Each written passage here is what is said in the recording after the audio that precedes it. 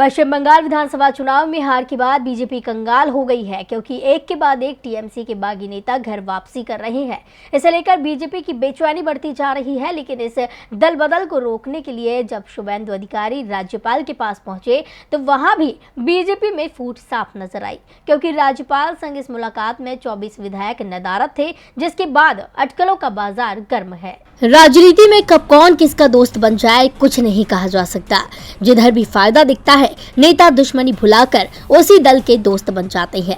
अब टीएमसी के बागियों को भी सुनहरा भविष्य दीदी की अगुवाई में ही नजर आ रहा है, इसलिए वो कमल को छोड़ तृणमूल का दामन थाम रही है।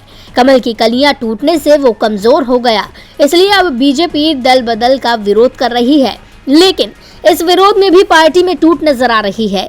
दरअसल बंगाल विधानसभा में नेता प्रतिपक्ष शुभेंदु अधिकारी ने सोमवार शाम को राजभवन में पार्टी विधायकों के एक प्रतिनिधिमंडल के साथ राज्यपाल जगदीप धनखड़ से मुलाकात की। इस दौरान बीजेपी के विधायकों का एक वर्ग राज्यपाल जगदीप धनखड़ के साथ शुभेंदु अधिकारी की बैठक से दूर रहा। बीजेपी नेताओं की बैठक का उद्देश्य राज्यपाल को बंगाल में हो रही कई अनुचित घटनाओं की जानकारी देना और अन्य में महत्वपूर्ण मामलों पर चर्चा करना था।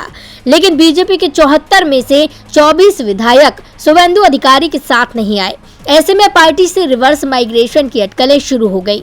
इस मामले के बाद एक वर्ग ये भी मान रहा है कि सभी बीजेपी विधायक शुभेंदु को नेता के तौर पर स्वीकार नहीं करना चाहते। सूत्रों ने कहा है कि कई विधायक परेशान हैं और कुछ तृणमूल के संपर्क में हैं। माना जा रहा है कि कई बीजेपी विधायक वापस टीएमसी में जा सकते हैं। माना जा रहा है कि राजीव बनर्जी, दीपेंदु विश्वास और शुभांशु राय सहित कई नेता भी मुकुल राय के नक्शे कदम पर चल सकते हैं। पिछले दिनों ही मुकुल राय ने दीदी का हाथ थामा है। उन्हीं की तरह कई नेता घर वापसी करना चाहते हैं। हालांकि मुख्यमंत्री ममता बनर्जी ने कहा है कि उनकी पार्टी उन लोगों के मामले पर विचार करेगी जिन्होंने टीएमसी को मुकुल के साथ छोड़ा था और वापस आना चाहते हैं।